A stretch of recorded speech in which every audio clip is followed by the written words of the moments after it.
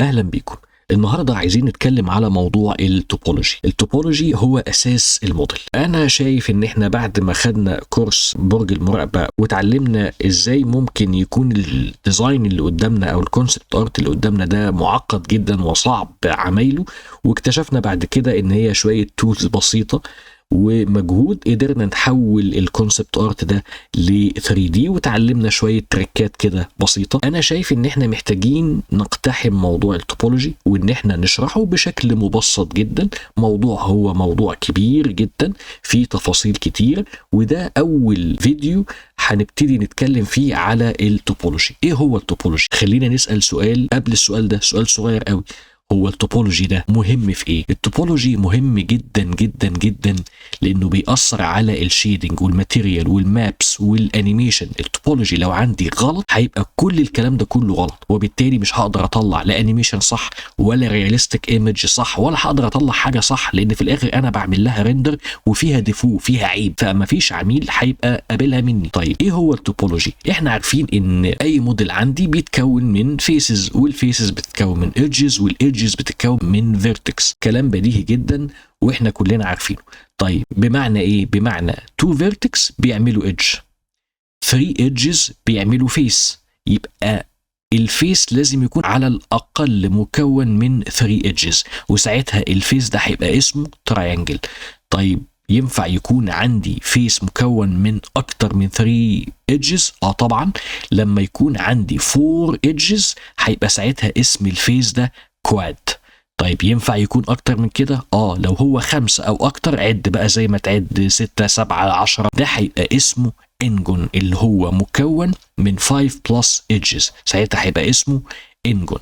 طيب لما يكون عندي موديل كله كواد، يعني كل فيس فيه مكون من 4 ايدجز، ده الفيس المثالي في جميع الحالات. الفيس المثالي اللي بيقول بابا وماما، اللي ينفع تعمل فيه انيميشن والشيدنج مش هيبقى فيه مشاكل والماتيريال هتبقى. طيب هل الانجونز دي ملهاش لازمه او مضره؟ لا، مش في جميع الحالات. هل التراينجلز دي مضره؟ لا، مش في جميع الحالات. طيب خلينا ناخدها واحده واحده. لو انا عندي الموديل في جزء منه او اجزاء منه تراينجل او انجونز، لازم اعرف هو انا الموديل ده بعمله عشان اعمل فيه ايه.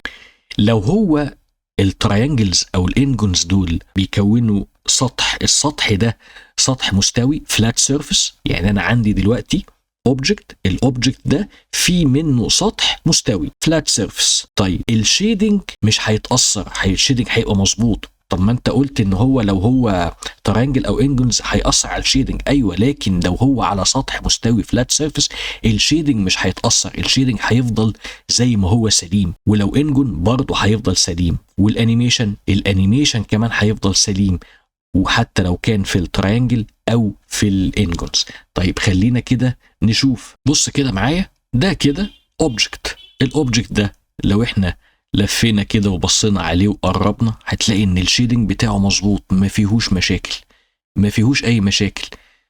طب لو احنا شغلنا الواير فريم، بص هنا هتلاقي هنا في تراينجل، هنا في انجون، هنا في كواد. يعني الاوبجكت نفسه معمول من فيسز فيها الثلاث حالات اللي احنا بنتكلم عليهم، ولكن هو عشان على سطح مستوي الشيدنج بتاعه مظبوط، ما تأثرش. وبالتالي لو انا بعمل له انيميشن، بس بشرط ان يكون الانيميشن ده ان انا مثلا بحركه لفوق وتحت، بلفه، بعمل انيميشن عادي ما فيهوش تغيير في شكل الاوبجكت بتاعي، ساعتها كل الكلام ده كله مش هيتأثر بوجود الانجونز والتراينجلز. طيب دلوقتي لو انا السطح بتاعي ده كان مستوي وحصل له ديفورميشن، يعني سطح مستوي وانا عملت عليه انيميشن، مثلا عندي بلان، والبلان دي حطيت عليها بند موديفاير عشان اعمل مثلا حركة الورقة، وفي نفس الوقت انا عملت حركة الورقة فاصبح عندي هنا ديفورميشن. فبالتالي لو انا عندي في الورقة دي فيسز مكونه من تراينجلز او انجونز هيبقى في مشكله في الشيدنج والماتيريال وكل الكلام اللي احنا قلنا عليه. خلينا نشوف مع بعض. هنا مثلا انت عندك هنا بلان، والبلان دي يعني لافف شويه كده، منزلين ايدج ومطلعين ايدج. بص هنا في الحته دي كده في حاجه غلط، في تشوه، في حاجه مش مظبوطه، الشيدنج بتاعها مش مظبوط.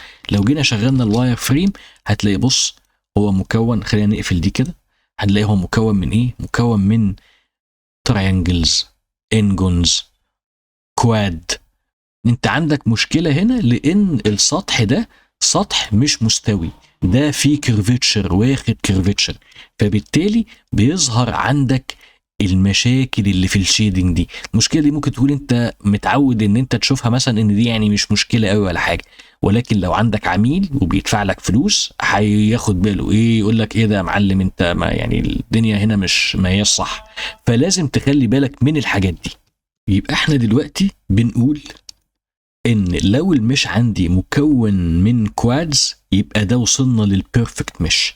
طب البيرفكت مش ده هو اللي غالبية الفيسز فيه عبارة عن كوادز جدا، ولكن الفكرة ان يكون غالبيته بيرفكت مش، غالبيته كوادز. ليه بقى؟ لان ده في الاخر هيؤدي الى بيرفكت فلو، في تدفق. ايه التدفق ده؟ ان انت لما تيجي تعمل مثلا لوب كات هتلاقي ان اللوب كات ده بياخد من اول المش لغايه اخره، او هتبقى نقطه البدايه هي نقطه النهايه. يعني ايه نقطه البدايه هي نقطه النهايه؟ تعال نشوف كده. ده مثلا هنعتبر ان ده موديل كده، والموديل ده في انحناءات الكيرفيتشر بتاعه، يعني ليه كيرفيتشر باين زي ما احنا شايفين كده. تعال نخش كده على الواير فريم، هتلاقي بص الفلو بتاعه كله مظبوط. ايوه انا مش شايف الفلو، يعني ايه قصدك ايه بالفلو؟ شايف الايدج ده ماشي ازاي؟ الايدج ده ماشي من الاول لغايه الاخر، ما تحسش ان بدايته ان ليه بدايه وليه نهايه، ده كده الفلو بتاعه مظبوط. او مثلا تلاقي ان الايدج ده ماسك من فوق لتحت كله بالطول، ده معناه ان الفلو بتاعه مظبوط.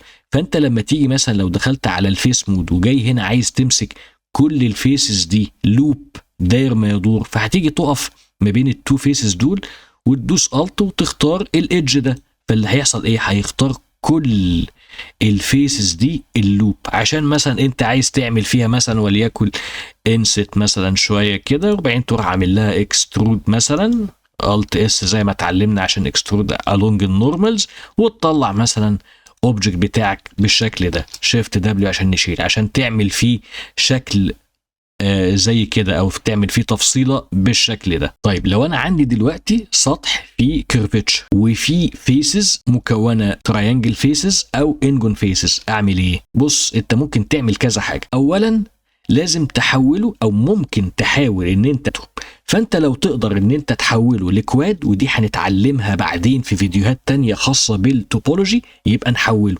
طيب انا مش عارف احوله، يبقى ممكن تغير مكانه. يعني ايه اغير مكانه؟ يعني ممكن احطه في حته مخفيه عن الكاميرا، اخفيها عن الكاميرا، بحيث ان الكاميرا انا دلوقتي بعمل رياليستيك موديل او عايز اطلع رياليستيك ايمج، ايه المشكله ان الحته اللي فيها اللعبكه دي تبقى مخفيه عن الكاميرا؟ طب انا عايز اعمل انيميشن، ايه المشكله ان انا لما اعمل انيميشن لو قدرت ان انا اخفي الحته دي في حته بعيده عن الكاميرا، الكاميرا مش هتشوفها. ده مهم جدا جدا جدا. هنا بقى اخر حاجه عايز اتكلم عليها النهارده هي اليونيفورم سبيسنج. يونيفورم سبيسنج يعني المسافات ما بين الفيسز متساوية، وخلينا اقول لك كده غالبيتها متساوية.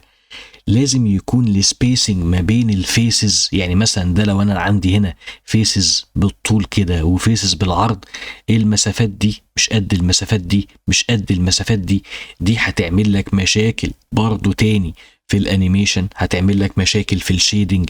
لازم يكون بقدر الامكان المسافات متساويه، مش لازم تكون بالظبط يعني، بس لازم تكون قريبه، ما يبقاش التفاوت بعيد قوي زي كده. تعال اوريك المسافات المتساويه ممكن تكون عامله ازاي. تعالى كده مثلا نمسك الاوبجكت ده، كنترول شيفت دبليو، انا عامل شورت كات للواير فريم، عاملها كنترول شيفت دبليو، هتلاقي كل السبيسز ما بين الفيسز كلها قريبه من بعضها، المسافات كلها تقريبا متساويه، مش كلها، مش متساويه بالظبط مثلا هنا وهنا، بس في الغالبيه غالبا الفيسز المسافات بتاعتها موحده. طيب لو انا بقى جيت هنا على الايدجز مثلا وجيت مسكت ده وده، بدوس الت على الايدج بيختار لي اللوب، وخدت ده وخدت ده وخدت ده وخدت ده. انا بس عايز ايه اوريك لو هو الفيسز مش متساوية، بص بيحصل مشاكل في الشيدنج زي ما انت شايف، واكيد هيحصل مشاكل كمان في الانيميشن. فانت لازم تكون المسافات عندك ما بين الفيسز متساوية وموحدة تعبي. اتمنى يكون الموضوع النهارده مفيد. انا عارف ان هو ما كانش فيه ديزاين، ما كانش فيه الحاجات دي كلها، ولكن ده موضوع انا بالنسبه لي مهم جدا جدا جدا. يعني حاسس ان الامانه بتقول ان انت لازم تبقى فاهم الموضوع ده بشكل مبسط. ان شاء الله كل شويه هنطلع حاجه خاصه بالتوبولوجي عشان نفهم التوبولوجي مظبوط، عشان الهدف عندي ان شاء الله ان انتوا تقدروا تعملوا موديلز سليمه نوصل بيها لكفاءه عاليه. شكرا ليكم، واستنونا ان شاء الله في حلقه جديده. شكرا جزيلا، السلام عليكم.